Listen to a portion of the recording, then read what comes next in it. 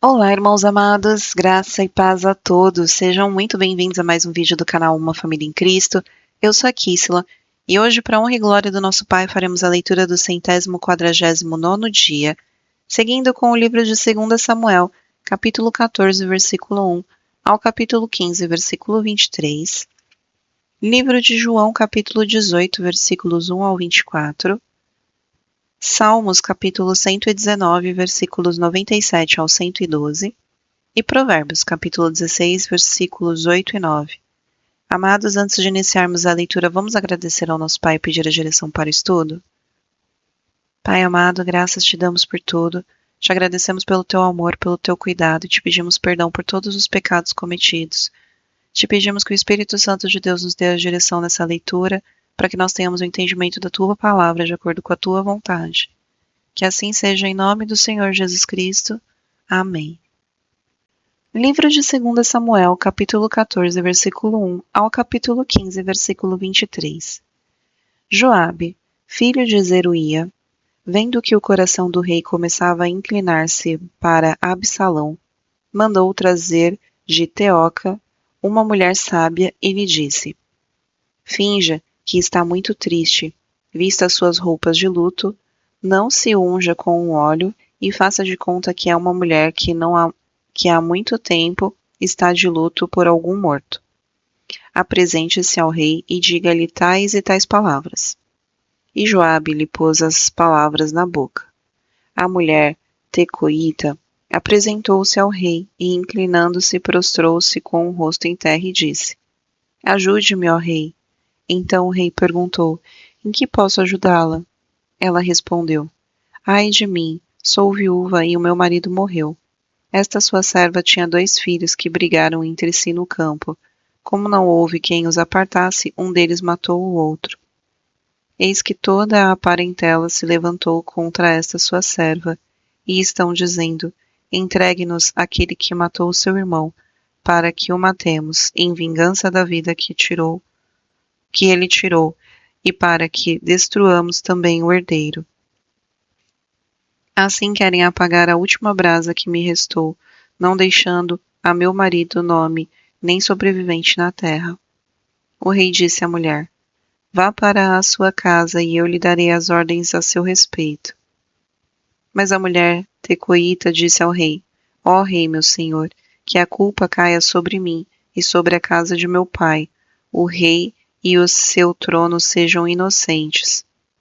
Então o rei disse: Se alguém falar contra você, traga-o aqui, e ele nunca mais a incomodará. A mulher acrescentou: Que o rei se lembre do Senhor, seu Deus, para que os vingadores do sangue não se multipliquem e exterminem o meu filho. Davi respondeu: Tão certo como vive o Senhor, não há de cair no chão nenhum só cabelo de seu filho. Então a mulher disse: Permita que essa sua serva fale uma palavra ao rei meu senhor. E ele disse: Fale. A mulher prosseguiu: Porque o Senhor meu rei imaginou tal coisa contra o povo de Deus. Pois, ao pronunciar tal juízo, o rei condena a si mesmo, visto que não quer fazer voltar o seu desterrado. Porque todos temos de morrer, somos como água derramada na terra, que já não se pode juntar. Porque Deus não tira a vida, mas encontra meios para que o banido não permaneça afastado de sua presença. Se vim agora falar esta palavra ao rei, meu senhor, é porque o povo me atemorizou. Porque esta sua serva dizia: Vou falar com o rei, porque talvez ele fará segundo a palavra dessa sua serva. Porque o rei atenderá para livrar a sua serva da mão do homem que quer destruir tanto a mim como a meu filho da herança de Deus. Dizia mais esta sua serva: Seja agora a palavra do rei, meu senhor, para a minha tranquilidade, porque, como um anjo de Deus, assim é o rei, meu senhor, para discernir entre o bem e o mal. Que o Senhor seu Deus esteja com o rei, meu senhor. Então o rei disse à mulher: Não me encubra nada do que vou lhe perguntar. A mulher respondeu: Pois fale o rei, meu senhor. e o rei perguntou: Não é verdade que a mão de Joabe está com você em tudo isso? Ela respondeu: Juro pela sua vida, ó rei, meu senhor, que ninguém poderá se desviar, nem para a direita nem para a esquerda, de tudo o que o rei, meu senhor, tem dito. Sim, foi o seu servo Joabe quem me deu ordem e foi ele quem ditou a esta sua serva todas estas palavras. Foi para mudar o aspecto deste caso que o seu servo Joabe fez isso. Porém, o meu senhor é tão sábio como um anjo de Deus para entender tudo o que se passa na terra. Então o rei disse a Joabe: Atendi ao seu pedido. Vai e traga o jovem Absalão. Joabe se inclinou, prostrou-se em terra e abençoou o rei e disse: Hoje reconheço que obtive favor aos seus olhos, ó rei, meu senhor, porque o rei fez segundo a palavra do seu servo. Então Joabe se levantou, foi a Jesur e trouxe Absalão a Jerusalém. Mas o rei disse: Que ele volte para sua casa e não veja a minha face. Assim Absalão voltou para casa e não viu a face do rei. Em todo Israel não havia homem tão celebrado por sua beleza como Absalão. Desde a planta do pé até o alto da cabeça, não havia nele defeito algum. Quando cortava o cabelo, e isto se fazia no fim de cada ano, porque o cabelo que lhe ficava pesado demais, seu peso era de mais de 2 quilos, segundo o peso real. Também nasceram a Absalão 3 filhos e uma filha. A filha se chamava Tamar, e era uma mulher muito bonita. Absalão ficou 2 anos em Jerusalém sem ver a face do rei. Então mandou chamar Joabe para enviar ao rei, mas Joabe não quis vir. Mandou chamá-lo segunda vez, mas Joabe ainda não quis vir. Então Absalão disse ao seu servo: Vejam, Joabe tem um pedaço de campo pegado ao meu, e tem cevada nele. Então vão lá e ponham fogo. E os servos de Absalão meteram fogo nesse pedaço do campo. Então Joabe se levantou, foi à casa de Absalão e lhe disse: Por que os seus servos meteram fogo no pedaço de campo que é meu? Absalão respondeu: Mandei chamá-lo dizendo: Venha cá, para que o envie ao rei para dizer-lhe o seguinte: Para que vim de Jesur, melhor seria ter ficado lá. Agora quero ver o rei. Se há em mim alguma culpa, que ele me mate. Então Joabe foi ao rei e lhe entregou a mensagem de Absalão. O rei chamou Absalão e este se apresentou diante dele e inclinou-se sobre o rosto em terra, e o rei o beijou. Depois disso, Absalão arranjou uma carruagem, cavalos e 50 homens que corressem na sua frente. Ele se levantava cedo e ficava à beira do caminho que levava ao portão da cidade. Quando passava um homem que tinha alguma demanda que devia ser submetida ao rei para julgamento, Absalão o chamava e lhe dizia: De que cidade você é? Quando ele respondia: Este seu servo é de tal tribo de Israel, Absalão lhe dizia: Olhe, a sua causa é boa e justa, mas você não tem quem o ouça da parte do rei. Absalão dizia mais: quem me dera ser juiz na terra, para que viesse a mim todo homem que tivesse demanda ou questão, para que eu lhe fizesse justiça. Também, quando alguém se aproximava para inclinar-se diante dele, ele estendia as mãos, abraçava-o e o beijava.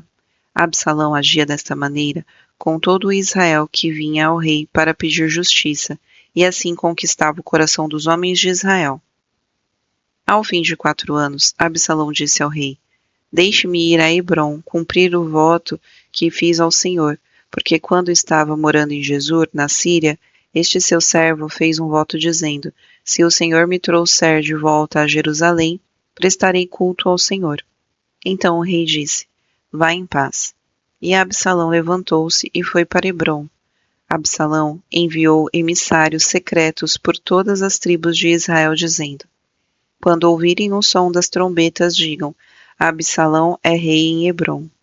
De Jerusalém foram com Absalão 200 homens convidados, porém iam na sua simplicidade, porque nada sabiam daquele plano. Enquanto oferecia os seus sacrifícios, Absalão também mandou chamar Aitofel, um gilonita do conselho de Davi, da sua cidade de Gilo. Assim, a conspiração tornou-se poderosa e o povo que tomava o partido de Absalão crescia em número. Então o mensageiro veio a Davi dizendo: todo o povo de Israel está seguindo Absalão. Diante disso, Davi disse a todos os servos que estavam com ele em Jerusalém: levantem-se e vamos fugir, porque não poderemos nos salvar de Absalão. Saiam o mais depressa possível, para que ele não nos alcance, lance sobre nós a ruína e passe a cidade a fio de espada.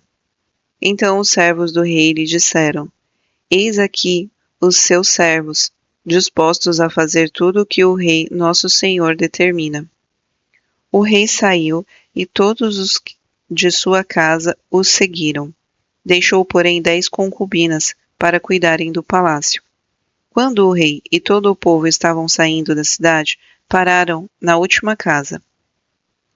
Todos os seus servos passaram por ele, também toda a guarda real e todos os geteus. 600 homens que os seguiram de Gate passaram diante do rei.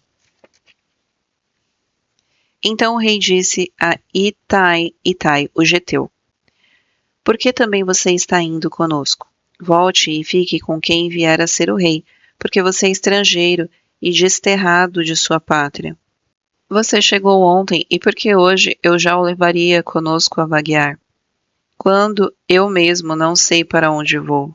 Volte e leve consigo seus companheiros, e que a misericórdia e a fidelidade o acompanhem. Porém, Itai respondeu ao rei: tão certo como vive o Senhor Deus, e como vive o rei, meu senhor, no lugar em que estiver o rei, meu senhor, seja para a morte, seja para a vida, lá estará também este seu servo. Então Davi disse a Itai: vai e passe adiante. E assim passaram adiante Itai, o geteu, todos os seus homens e todas as crianças que estavam com ele. Toda a terra chorava em alta voz, e todo o povo e também o rei passaram o ribeiro de Cedron, seguindo o caminho do deserto. Livro de João, capítulo 18, versículos 1 ao 24. Depois de dizer isso, Jesus saiu juntamente com os seus discípulos para o outro lado do ribeiro de Cedron, onde havia um jardim, e aí entrou com eles. Judas, o traidor, também conhecia aquele lugar, porque Jesus muitas vezes havia se reunido ali com os seus discípulos. Tendo, pois, Judas recebido a escolta e alguns guardas da parte dos principais sacerdotes e fariseus, chegou a esse lugar com lanternas, tochas e armas. Então Jesus, sabendo de tudo o que ia acontecer com ele, adiantou-se e perguntou-lhes: a quem vocês estão procurando? Eles responderam: a Jesus o Nazareno. Então Jesus lhes disse: sou eu. Ora, Judas, o traidor, também estava com eles. Quando Jesus lhes disse: sou eu, recuaram e caíram por terra. Jesus de novo lhes perguntou: a quem vocês estão procurando? E responderam: a Jesus o Nazareno. Então Jesus disse: já lhes falei que sou eu. Se é a mim que vocês estão procurando, deixem que estes vão embora. Ele disse isso para se cumprir a palavra que tinha dito anteriormente: não perdi nenhum dos que me deste. Então Simão Pedro puxou da espada que trazia e feriu o servo do sumo sacerdote, cortando-lhe a orelha direita. E o nome do servo era Malco. Mas Jesus disse a Pedro: guarde a espada na bainha, por acaso não beberei o cálice que o Pai me deu? Assim, a escolta, o comandante e os guardas dos judeus prenderam Jesus e o amarraram. Então o levaram primeiramente a Anás, sogro de Caifás, sumo sacerdote naquele ano. Ora, Caifás era quem havia declarado aos judeus ser conveniente morrer um homem pelo povo. Simão Pedro e outros discípulos seguiam Jesus. Esse discípulo era conhecido do sumo sacerdote e por isso conseguiu entrar no pátio da casa deste com Jesus. Pedro, porém, ficou de fora, junto à porta. O outro discípulo, que era conhecido do sumo sacerdote, saiu, falou com a encarregada da porta e levou Pedro para dentro. Então a empregada encarregada da porta perguntou a Pedro: Você também não é um dos discípulos desse homem? Ele respondeu: Não, não sou. Os servos e os guardas estavam ali, tendo acendido uma fogueira por causa do frio, e se aqueciam. Pedro estava no meio deles, aquecendo-se também. Então o sumo sacerdote interrogou Jesus a respeito dos seus discípulos e da sua doutrina. E Jesus lhes respondeu: Eu tenho falado francamente ao mundo.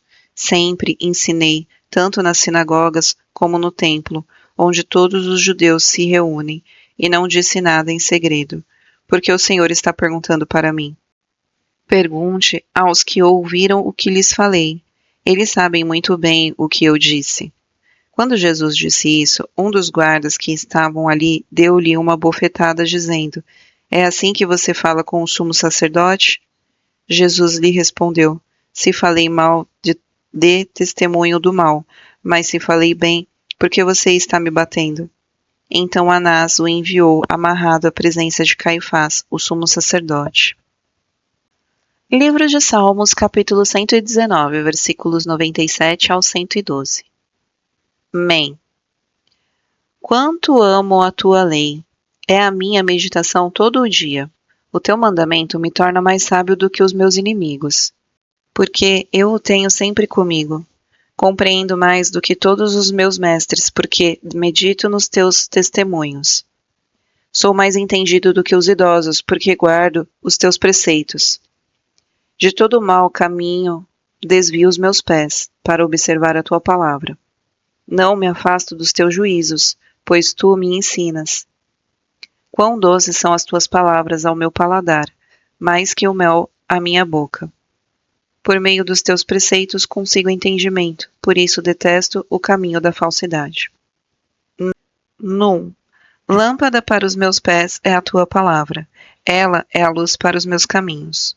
Jurei e confirmei o juramento de guardar os teus retos juízos. Estou aflitíssimo, vivifica-me, Senhor. Segundo a tua palavra, aceita, Senhor, a espontânea oferenda dos meus lábios, e ensina-me os teus juízos. A minha vida está sempre em perigo, no entanto, não me esqueço da tua lei. Os ímpios armam ciladas contra mim, mas eu não me desvio dos teus preceitos. Os teus testemunhos recebi-os por legado perpétuo, porque são a alegria do meu coração. Inclino o coração a guardar os teus decretos, para sempre, até o fim. Livro de Provérbios, capítulo 16, versículos 8 e 9. Melhor é o pouco havendo justiça do que grandes rendimentos com injustiça. O coração do ser humano traça o seu caminho, mas o Senhor dirige os passos.